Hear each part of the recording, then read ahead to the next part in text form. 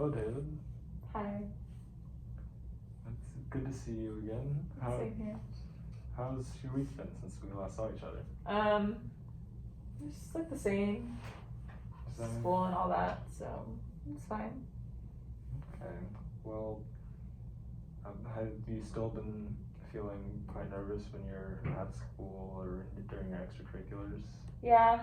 I don't know, I tried just like whenever you told me to try to just remember saying to yourself like it's gonna be okay, or like just kind of like talking to myself, like trying to ground myself. Like I just don't know, I just find it kind of hard, honestly.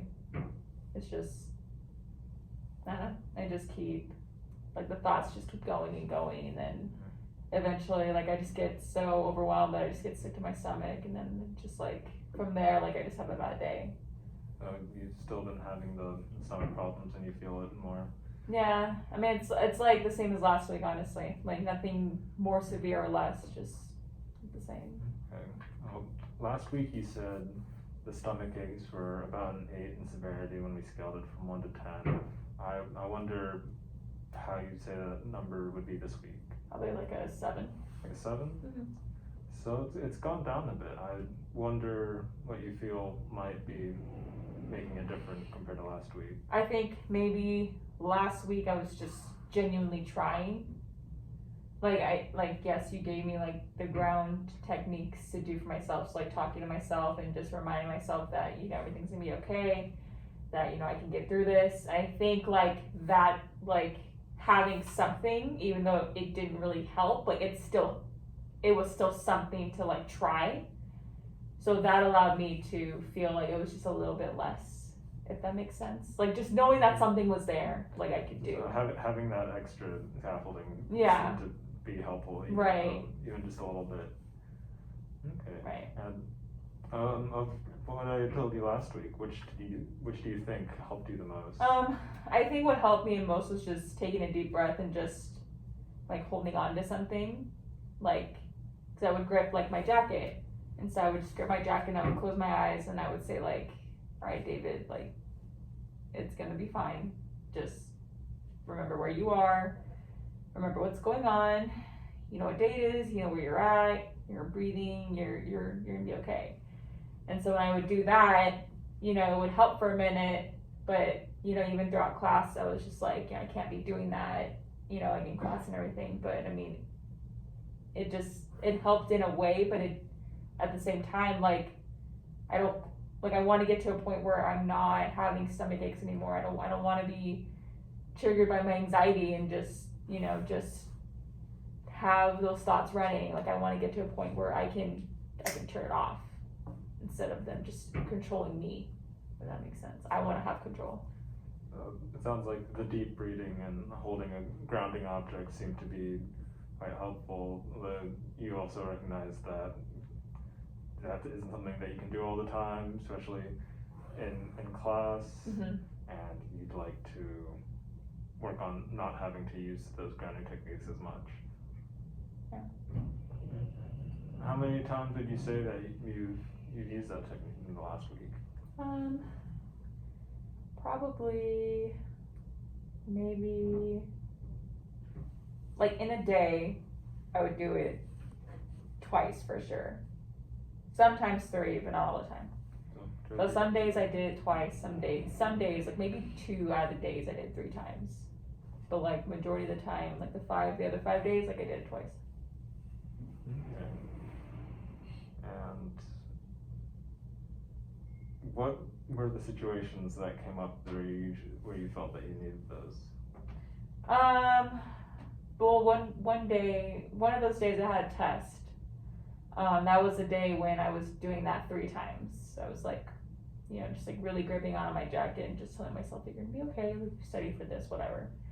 So that was probably one of like the worst days out of the week, I guess you would say. So like having a test was like, a big one because it's my grade and everything, and I'm still in high school. And plus I just transferred, so I don't really know. I'm still learning their ways.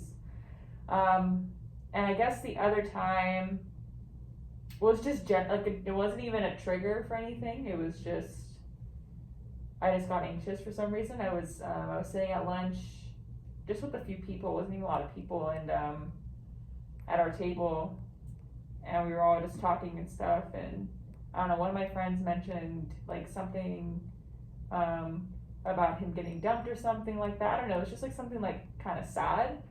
And then my heart was just like, I can just feel my heart kind of thumping a little bit. And I'm like, oh, okay, I recognize like this is happening. And so I kind of had to just take a moment to myself and just like relax. And then I was able to get back in the conversation a little bit. It's good to hear that you've also been practicing recognizing those physical symptoms, so you can get yourself to a point of safety that you can ground yourself. Right.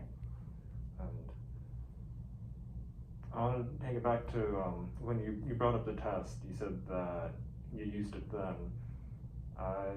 Have there been any other times where you've been testing this year where you have felt that? A little. Yeah, I mean, I think a lot of my friends, they get like, oh my god, like we have a test today and everything. But for me, I don't know, I take it more serious. I think because my parents have always been like traditionally like, you have to do well in school. Like you have to do well. There is no like, oh, what if I don't? Like you will do well in school. So having that pressure just adds that anxiety a little bit more than the average person stressing about a test, just because like it's not even about myself, because my family has incorporated so much of their like culture within me saying like you have to do well. Right. So now it's a cultural thing, and now it's like a me thing combined. So that's why whenever a test happens and it's the day of the test, like I know I'm gonna get anxiety that day. Like you just feel both the internal and external pressure. Yeah, definitely. And then plus like the stigma is like, well, I'm Asian, like I'm supposed to be smart, right? Like, you know, whatever. And like then my friends make fun of me for like, oh, like you're smart, like yeah, you just transferred, like you're smart, like you just transferred, you know. And I'm just like, that's not it, like that's not even, quit doing that to me. So it's just like that stigma too, so that I get at. There's also that cultural pressure. Exactly. As well. Yeah. And I wonder what difference you feel there are between the tests that you take now compared to the ones that you took before you moved to the States. I think because the test taking is just different. And back when I was living in Shanghai, like when we would take tests, it was like we were all in a setting where it was completely enclosed for each person. There was no way you could cheat. So it was definitely like about your skill. Whereas in the United States, like a lot of people cheat off each other. And so then you get in trouble because a lot of teachers see that, and people like, you know, like I've seen my classmates like pass notes. I've seen my classmates like have a cheat sheet like under their skirt or something, and they would flip it up and they would get away with it. And sometimes the teachers catch them, whether they have their phone like right here, like on their seat next to them underneath their thigh, or if it's just whatever. So in that sense, like it makes me nervous because teachers like yelling and stuff at the students, at my friends, like it makes me anxious, like the whole yelling period. So when I see my peers are like cheating, like I know they're gonna get caught. And then it makes the whole class look bad, then we all get punished for it. Whereas in China, like it was completely different, where we all were enclosed, so there was no way you could cheat. You didn't have phones on you, like we all had to put our phones somewhere in China, like we all had to sit down a certain way, we had like certain closed areas where you would take the test, and like there was just no way you could cheat. When you got up, you were done, that was it. You didn't get up to go to the bathroom, water, whatever. So it was just totally different. Whereas in the United States, you can get up and go get water or a bathroom or whatever, and you can totally cheat. So it sounds like there seems to be a bit more pressure, even though there are less rules. Yeah, I think because of the less rules, because anything can go on during that time. And like I said, a lot of my friends cheat, because a lot of them, you know, are smart, don't really care about school, they just play sports. And so, I don't know, it's just different. Just a difference in trying to understand and just try to fit in. It's just anxious. Makes me anxious because I want to fit in. I want to have friends. Like we all want to have friends, and I'm on a different time zone than my friends back at home, so I can never talk to them, tell them what's up, what's going on. So I don't know. different for sure. High school's annoying. High school is annoying. It also sounds like there's a lot of adjustment going on in high school, and there's even more adjustment for you considering all the differences since the move. Yeah. I don't know. I'm hanging there. I wonder if there have been any other large transitions like that in your life, and if there have, I wonder how you managed those. I don't think anything was as big as moving from a whole different country to a new country. I don't think anything drastic like that played in my life yet. I could see if I move later or maybe graduate high school and that'd be a change or whatever, but no, I've never had such a drastic change like this, moving from my home to a whole different new government, a whole different new system, a whole different climate, culture, everything. I don't know. You mentioned moving after graduating, moving off to college. You said that would be a large adjustment as well. And yeah, I think that depends on where I go. So if I stay in the United States, I have an understanding of how the educational system works and how, you know, the idea of social norms and society and culture in general contains in the United States. And if I go to school in China, you know, that would be something I'm used to. I know the language, I know the culture, I miss the people. I think I have an advantage because I have both opportunity. I can always go back when I move, you know, when I'm older. Or I can just have opportunity and stay out here and gain and take what I've learned from China and incorporate here somehow and teach other people the language or the culture, or just I have both cultures now. So I don't know yet. I just know that I just like want to do well, I guess, but just me being anxious all the time, it's just hard. It stops me from obtaining my dream. It makes me overthink about my dream, makes me want to give up. Sometimes, like I said, it takes physical toll on me. Sometimes my stomach hurts, sometimes I just get tired, sometimes I feel my heart racing, sometimes, you know, I bite the nails on my skin and they just like peel off. Like it just takes a physical toll for sure, and that's why I want to be able to control it. It sounds like the anxious symptoms are definitely contributing to, or making it more difficult to anticipate what's going to happen in the future, where you want to go after that, and if you want to go back to China and go to school there, right. Or I mean, I have a while. You know, I'm still freshman. I mean, I have time. But my, you know, like I said, you good? Yes. My parents, they're always just like, you know, we got to figure this out. What's gonna happen? Like it's always plans. Like it doesn't matter if the goal you've met is already met. Like there are still other goals. Okay, what's next? All right, we finished that goal. What's next? So once I transferred, once I got into high school, all right, what's next? What how about graduation? Are you gonna graduate early, or where are you gonna go when you graduate early? Like that's the expectation now, for me to graduate early and not enjoy a freshman, a sophomore, a junior, a senior year. It's like, let's graduate early so you can go to school early, so you can have everything, you can get your degree and start, you know, working, you know, like be ahead of everybody, I guess.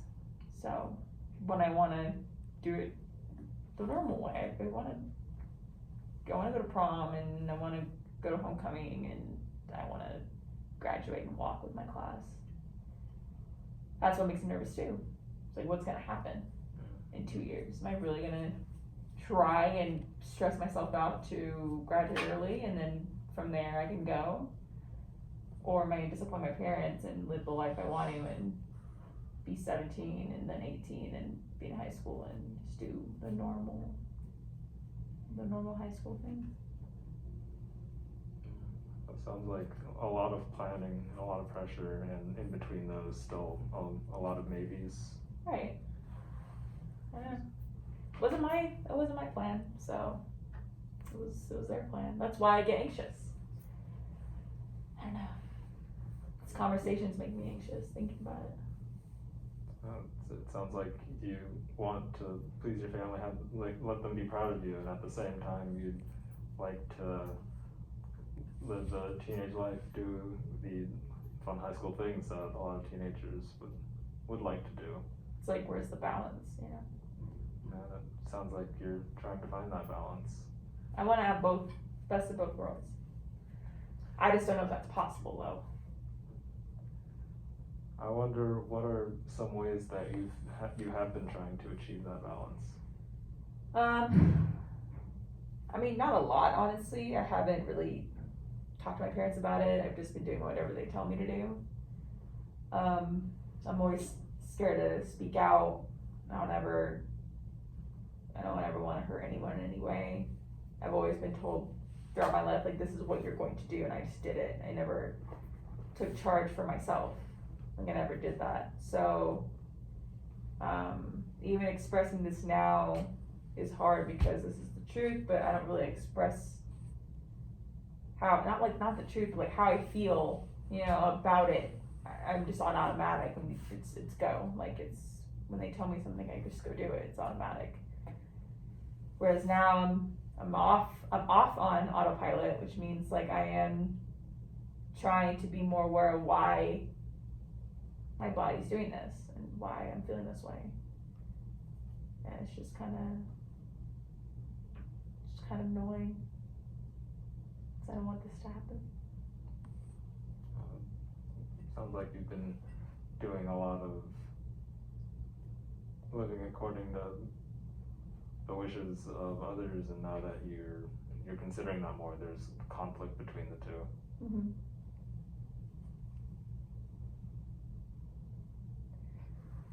Yeah. I don't know. I guess I'll just try to continue what we've been doing, just, you know, just the deep breathing and just the holding on to something that, you know, makes me feel like safe and just calms me down, I guess. I don't know, maybe that conversation with my parents is for something when I'm older. I don't know. I'm not sure. That could be a meaningful conversation. It might also not want to be something that you'd rush into. I feel like that'd be something that would take planning. Yeah. And also keeping up with the deep breathing and the grounding exercise would be helpful. And